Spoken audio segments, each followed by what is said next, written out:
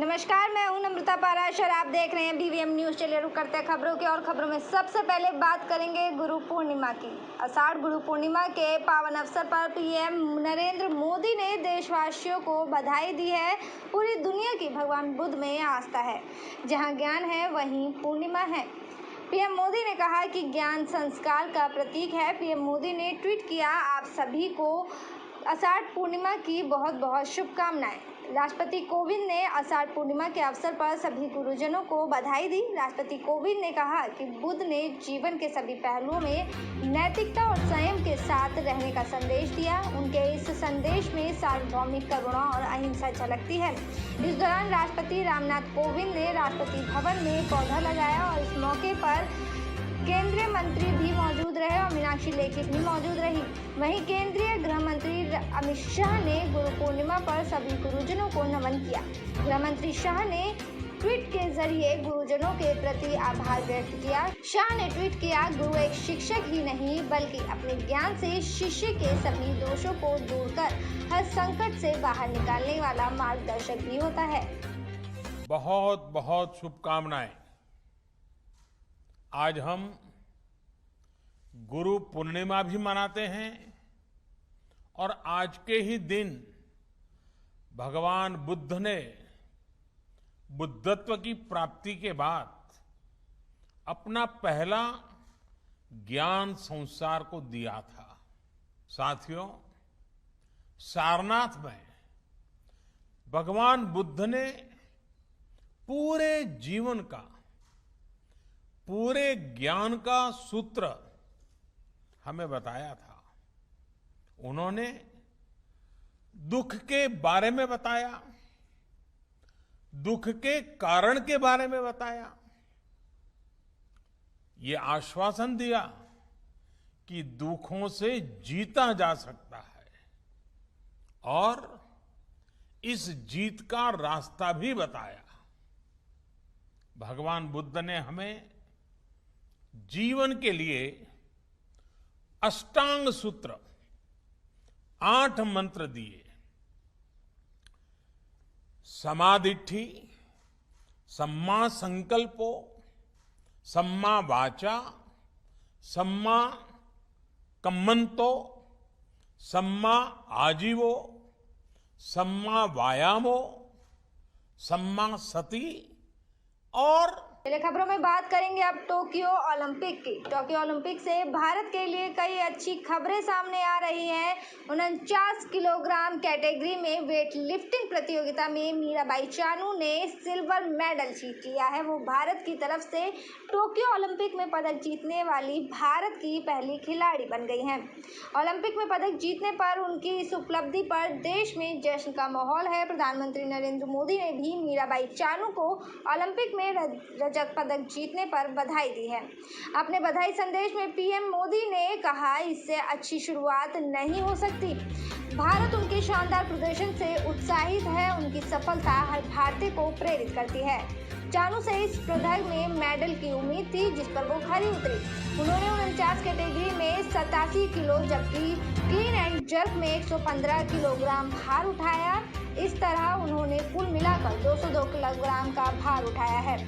भारोत्तोलन में भारत की तरफ से यह अब तक सर्वश्रेष्ठ प्रदर्शन है। इससे पहले 2000 में सिडनी ओलंपिक में कर्णम मल्लेश्वरी ने वेट लिफ्टिंग में देश को कांस्य पदक दिलाया था। उस समय कर्णम ने कुल मिलाकर 240 किलोग्राम में भारत की तरफ से कांस्य पदक जीतने वाली पहली महिला बनी थी।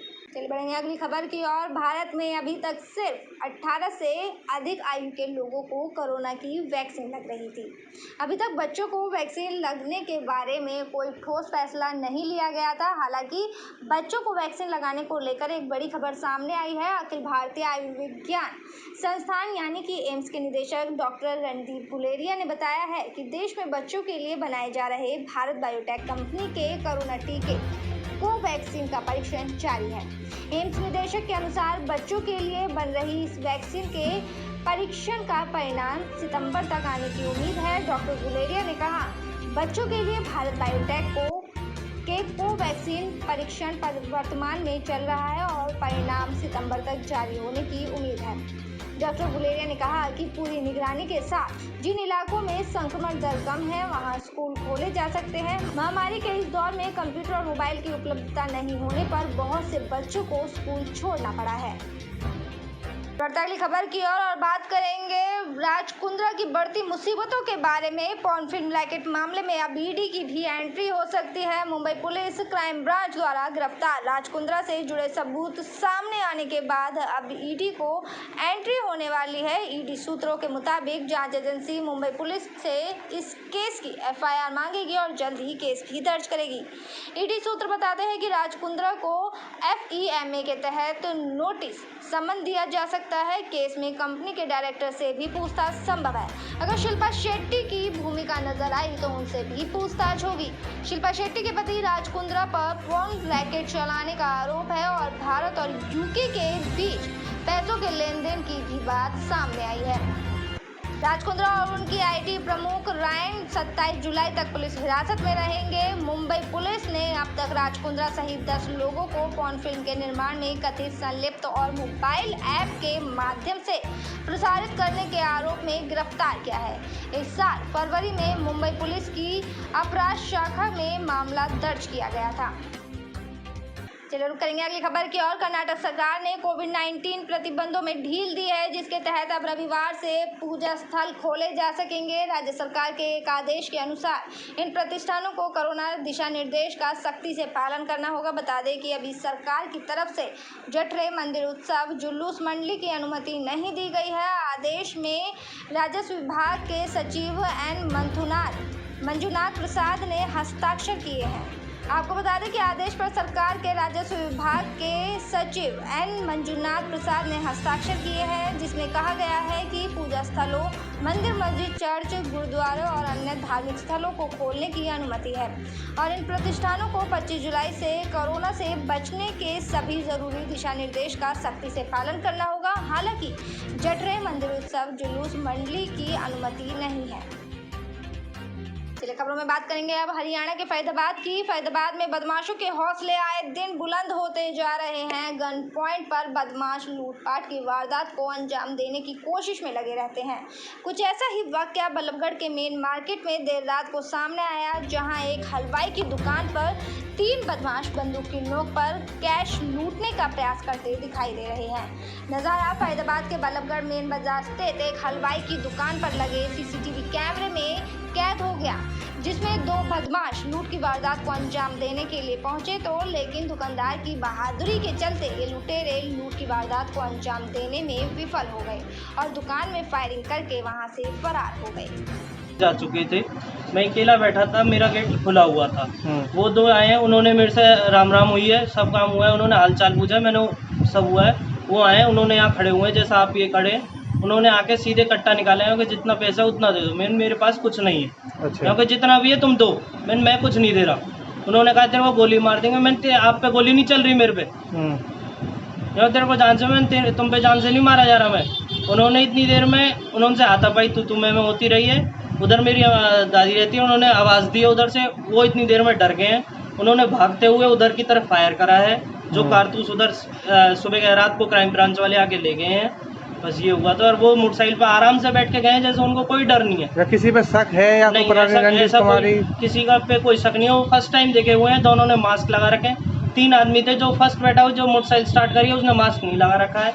वो भारी सा येलो कलर की टी-शर्ट पहनी हुई है उसने। तो उन्होंने उनके गले पे जो उनका बेटा बैठा हुआ था दीपक, उसको कहा कि भाई जितने भी कैश है सारा निकाल दे वरना गोली मार देंगे। अच्छा। तो उसके गले में कैश था नहीं बाई चांस, तो उसने कहा कि मेरे पास कैश नहीं है। क्या इनकी पुरानी कोई रंजिश थी या नहीं, कोई ऐसी रंजिश वाली कोई चीज़ लगती नहीं है। और जो भी होगा जल्दी से जल्दी इसको शॉर्ट आउट। कितने लोग थे उसमें? कुछ 3 लोग थे। एक मोटरसाइकिल पे स्टार्ट करके बैठा हुआ था और 2 लड़के अंदर गए थे और 1 मिनट के अंदर ही वो जो ना अंदर जाके और कैश जब उनको मिला नहीं तो वो डराने के लिए हवाई फायर करते हुए बाहर निकला। एक किसी की पहचान हुई अभी तक? नहीं, अभी हुई नहीं है, लेकिन बहुत जल्दी पहचान कर लेंगे। हुलिया हमने जो ना उनका बहुत बारीकी से जांच कर रहे हैं हम उनके हुलिये से। किस तरह कार्रवाई की जाएगी इस पर? क्राइम ब्रांच, सारी क्राइम ब्रांच एक्टिव हो गई हैं और हम लोग भी कर रहे हैं और बहुत जल्दी से जो ना इनको हम अरेस्ट कर लेंगे बहुत जल्दी। किसी को कोई चोट वोट हानि? किसी को कोई चोट नहीं लगी है और कोई लूट या कोई एक भी पैसा लूटा नहीं गया है। कोई लूट नहीं हुई है। और लगी हुई हैं हमारी क्राइम टीम है और हम लोग हैं लगे हुए हैं। सीसीटीवी कैमरे बहुत सारे हम देख चुके हैं और भी हम देख रहे हैं जितना क्लियर से क्लियर हो सकेगा। और अपने जितने हमारे सोर्सेज है सारे एक्टिव कर दिए हैं हमने। चलिए बात करेंगे अब अगली खबर की। फरीदाबाद की स्मार्ट सिटी के नाम पर टूटी फूटी सड़कों का कलंक लग रहा है। फरीदाबाद की जनता नाखुश है। एनआईटी क्षेत्र में लंबे समय से सड़कें टूटी हुई हैं। इससे स्थानीय लोगों का रहना दुश्वार हो गया है। यहाँ के लोग इन टूटी सड़कों से गुजरते हुए जान हथेली पर लेकर चलते हैं। लंबे समय से टूटी सड़क की वजह से जहां आम लोगों को परेशानी होती है तो वहीं दुकानदारों का काम भी ठप पड़ रहा है। लोगों का कहना है कि अपने घर तक जाने में उन्हें जान को जोखिम में डालकर जाना पड़ता है। यहाँ सड़कें टूटी हुई हैं। कच्चे रास्ते जो सड़कें हैं वो अब कच्चे रास्तों में बदल चुकी हैं। हर जगह पत्थर बिखरे हुए हैं। टूटी हुई सड़कों के कारण सड़क में बड़े बड़े गड्ढे हो गए हैं। बरसात के दिनों में रास्ते तालाब बन जाते हैं। मिट्टी और कीचड़ की वजह से पैदल चलना तो दूर की बात है, वाहनों का भी निकलना मुश्किल हो जाता है। हालात इतने खस्ता हाल है कि रास्तों ने यहाँ के लोगों की जिंदगी नरक बना दी है। गंदगी होने से तो ये परेशानी दोगुनी हो जाती है। लोगों का आरोप है कि यहाँ पर लंबे समय से सड़कों के पुनर्निर्माण का कार्य नहीं हुआ है। इस कारण ज्यादातर गलियां जर्जर हो चुकी हैं। पानी की पाइपलाइन बिछाने के बाद तो हालात और ज्यादा बदतर हो चुके हैं।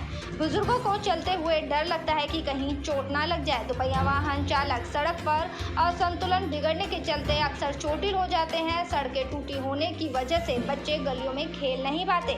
लोग गलियों के बनने का लंबे समय से इंतजार कर रहे हैं। ऐसा है हमारे जो फरीदाबाद के एनआईटी से सब्जी मंडी पीछे रोड सारा का सारा टूटा पड़ा है। आज टू व्हीलर पे कोई अगर पीछे मिस्त्री बैठाए ना तो उठाना बड़ा भारी पड़ जाता है उनके लिए।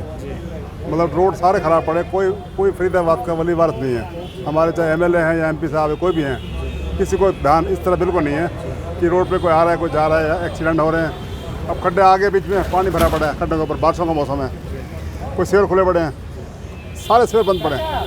सीवर टोटल बंद पड़े हैं, सीवर बंद पड़े हैं और रोड सारे खराब पड़े हैं। रोडों का बहुत बुरा हाल है। पानी निकासी कोई व्यवस्था की कोई निकासी की व्यवस्था नहीं है भाई साहब।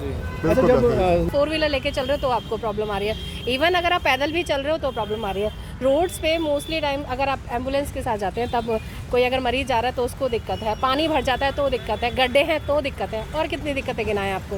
अगर जैसे फरीदाबाद की हर रोड को किसी न किसी मंत्री का इंतजार रहता है कि न जाने कब वो यहाँ पर आएंगे और तब इन रोडों की हालत दुरुस्त होगी। मैं एक एग्जांपल देती हूँ। सेक्टर 62 की रोड करीबन 6 सालों से टूटी पड़ी थी, लेकिन जैसे ये सुनाई दिया कि पीएम हमारे फरीदाबाद के सेक्टर 62 में संबोधन करने आ रहे हैं, उस समय पर रोडों को ठीक कर दिया गया। तो समझिए। और एक्सीडेंट के बहुत ज़्यादा खतरे होते हैं और जाम की स्थिति बनी रहती है। लोगों को बहुत परेशानी होती है। रोड तो करीबन ठीक होनी चाहिए। गड्ढे होते हैं, लोग गिर जाते हैं। बुजुर्ग आदमी अगर कोई साइकिल या मोटरसाइकिल स्कूटर पे चलता रहता है तो वो भी गिर जाते हैं और लोगों को काफ़ी कष्ट होते हैं। फरीदाबाद की बात करें तो सभी तरह मतलब सभी जो सड़कें हैं गड्ढे खुले पड़े हैं और जो खोद तो दिए जाते हैं, पर बनाने का काम कौन करेगा? बनाने का काम प्रशासन का है कि उनको बनाना चाहिए। जो खोदते हैं उनको ध्यान देना चाहिए। कहीं पे तो लोगों के जो है मेन हॉल खुले पड़े रहते हैं, उसमें भी खतरा बना पड़ा है या टूटे रहते हैं। बरसात के पानी में लोगों को पता नहीं लग पाता कि भाई आगे सीवर का गड्ढा आएंगे।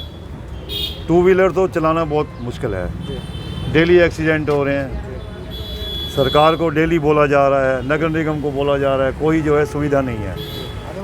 और रोड के ऊपर आप देख लो कितनी गंदगी पड़ी है, सफाई का नाम नहीं है।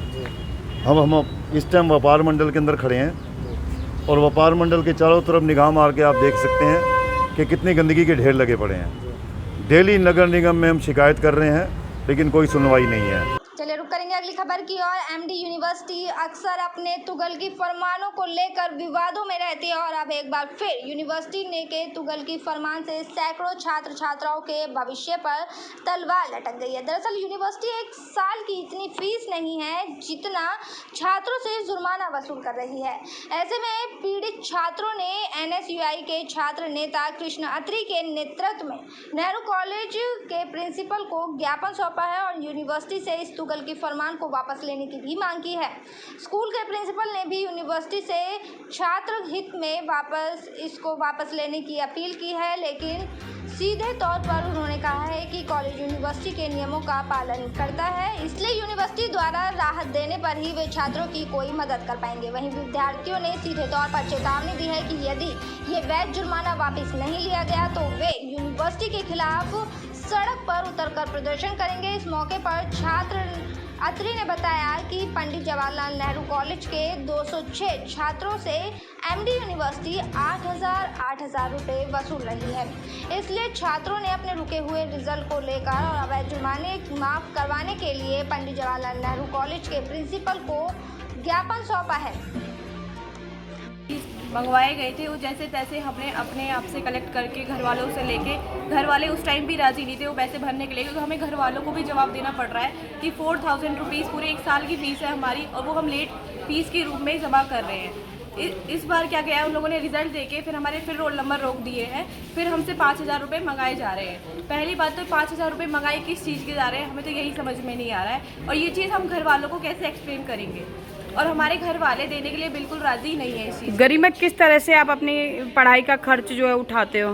मैम, मैं 9वीं क्लास से मैं ट्यूशन्स पढ़ा रही हूँ कि मेरी फाइनेंशियल कंडीशन बिल्कुल ठीक नहीं है। उसी तरीके से मैंने 10th से CBSE पढ़ाई करी है, और यही सोच के मैंने यहाँ पे एडमिशन लिया था कि यहाँ पे फ़ीस कम है तो मैं अच्छे से पढ़ाई कर पाऊँगी। लेकिन इसी साल में अगर देखा जाए, उनमें लगभग 300-350 छात्रों के में रिजल्ट में NE आया है। NE के आने का कारण क्या बताया गया कि इन बच्चों ने रजिस्ट्रेशन के टाइम पे अपने डॉक्यूमेंट्स 10th और 12th और माइग्रेशन जो सर्टिफिकेट देना होता है वो नहीं दिया है, जबकि जब at the time of admission online module में एडमिशन हुआ है तो जब डॉक्यूमेंट्स ऑनलाइन अपलोड कर दिए और उन्हीं डॉक्यूमेंट्स के आधार पर इन बच्चों को एडमिशन दिया गया है। और जब एडमिशन देते हैं, जब कॉलेज में फिजिकल वेरिफिकेशन कराने आते हैं तो 2 सेट अपना एडमिशन के टाइम पे दोबारा देते हैं। जब 3 बार ये लोग डॉक्यूमेंट्स दे चुके हैं तो उसके बाद में चौथी बार डॉक्यूमेंट्स मांगने का क्या औचित्य बनता है? इन लोगों ने क्या करते हैं, लोग अपने आप कामचोर हैं, मतलब काम से बचने के लिए लोग क्या करते हैं कि बच्चों पर बार बार डॉक्यूमेंट्स मंगाते हैं, मतलब बच्चा पढ़ाई लिखाई छोड़ करके सिर्फ डॉक्यूमेंट्स जमा कराने के लिए लंबी लंबी लाइन में लगा रहे। उसी के कारण फिर उसके बाद जब टाइम आ जाता है, एडमिशन हो जाता है, डॉक्यूमेंट जमा हो जाते हैं तो रोल नंबर निकल के आता है। जब यूनिवर्सिटी ने सारे बच्चों का रोल नंबर भेज दिया तो मुझे नहीं लगता कि उसके बाद यूनिवर्सिटी के पास और कोई डॉक्यूमेंटेशन की कमी बचती है। जब उसने हमें सर्टिफाइड स्टूडेंट मान ही लिया तो उसके बाद क्या बच जाता है? बच्चे को रोल नंबर आता है, बच्चे एग्जाम देते हैं, लेकिन रिजल्ट रोक लिया जाता है। तो इसी तरीके से नेहरू कॉलेज से अकेले 300-350 बच्चे ऐसे हैं जिनके रिजल्ट में NE आया है। NE हटाने के नाम पर 3,000 रुपये लेट फीस मांगी जा रही है, और उसके बाद NE के बाद एक CR कंटिन्यू रजिस्ट्रेशन के नाम पर 5,000 रुपये लेट फीस मांगी जा रही है। 5400 टोटल फीस है, लेकिन 400 कॉलेज को देने होते हैं, 5,000 बच्चे से मांगा जा रहा है। ये कहाँ का औचित्य है कि 400 रुपये लेट फीस पर, मतलब 400 रुपये फीस है और 5,000 उस पर लेट फीस लगाई जा रही है। तो जरूर करेंगे अगली खबर की। और कृषि कानूनों को लेकर सरकार से नाराजगी जाहिर करने के लिए पिछले काफी दिनों से बीजेपी नेताओं का विरोध कर रहे किसानों के आंदोलन को लेकर शनिवार को झज्जर के नागरिक अस्पताल में पुलिस चप्पे चप्पे पर नजर आई। दरअसल नागरिक अस्पताल में सांसद डॉक्टर अरविंद शर्मा को यहां पर वैक्सीनेशन सेंटर का जायजा लेने के लिए आना था, लेकिन सांसद के दौरे के दौरान किसी प्रकार का बवाल ना हो, इसी के चलते जिला पुलिस प्रशासन काफी सजग नजर आया। प्रशासन ने अस्पताल के अंदर व बाहर चप्पे चप्पे पर पुलिस को तैनात किया। सांसद बीजेपी के स्थानीय कार्यकर्ताओं के साथ यहां अस्पताल में आए और उन्होंने वैक्सीनेशन सेंटर का जायजा लेने के बाद मीडिया से भी बातचीत की। सांसद ने इस दौरान वैक्सीनेशन कार्यक्रम पर संतोष जाहिर करते हुए कहा कि देश के प्रधानमंत्री नरेंद्र मोदी ने जिस तरह से देश भर में वैक्सीनेशन का अभियान शुरू किया हुआ है, उससे ऐसा लगता है कि 31 दिसंबर 2021 तक पूरे देश में वैक्सीनेशन का काम पूरा कर लिया जाएगा।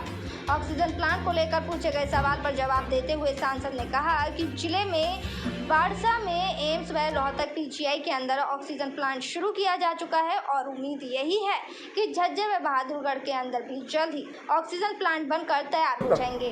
31 दिसंबर तक परमपिता परमात्मा ने चाहे माननीय प्रधानमंत्री नरेंद्र मोदी जी के नेतृत्व में, हरियाणा में खट्टर साहब के नेतृत्व में दिसंबर 2021 तक पूरे देश को वैक्सीनेटेड कर दिया जाएगा, ऐसा हम मानते हैं। कोरोना की आज इसी के तहत मैं वैक्सीनेशन सेंटर के लिए, वैक्सीनेशन सेंटर को देखने के लिए भाई कैसे इंतजाम है, कैसे चल रहा है, मैं समय समय पर रोहतक में भी, सांपला में, हर जगह मैं कोशिश करता हूँ वहाँ पर पहुँचूँ।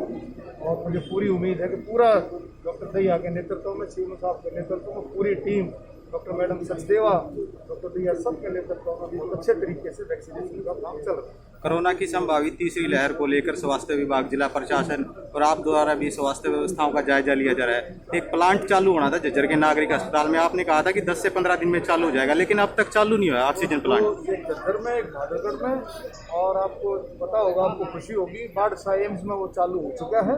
3 प्लांट को हमारे को मंजूरी मिली थी, इसी तरह रोहतक में मिली थी। अब कल जो है परसों जो है डे बिफोर यस्टरडे परसों रोहतक में चालू हुए पीजीआईएमएस में, और ये भी दोनों प्लांट बहुत जल्दी चालू हुए। मेडिकल के क्वार्टरों में बारिश का पानी हर साल भर जाता है, जब भी बारिश आती है जब भी भर जाता है, लेकिन निकासी का आज तक कोई समाधान नहीं हुआ। काफी सालों से समस्या है। जासूसी मामले को लेकर कांग्रेस प्रदर्शन कर रही है, संसद के बाहर हो या सड़कों पर हो, आपका क्या कहना है? कांग्रेस का काम आपने पता है सारे का सारा जी। लेकिन प्रधानमंत्री मोदी जी के नेतृत्व में देश आगे बढ़ रहा है, हर तरह से विकास का पहिया बराबर चल रहा है, और बहुत अच्छी तरीके से प्रधानमंत्री नरेंद्र मोदी जी बहुत अच्छे तरीके से आम लोगों के लिए, आम जनता के लिए दिन रात काम कर रहे हैं। आपने देखा कितना बड़ा काम है ये इस पीडीएस स्कीम के अंदर में। आपने देखा कि प्रधानमंत्री गरीब कल्याण अन्न योजना 80 करोड़ लोगों को 5 किलो राशन जो है हर महीने फ्री का दिया जा रहा है। कितनी बड़ी योजना है।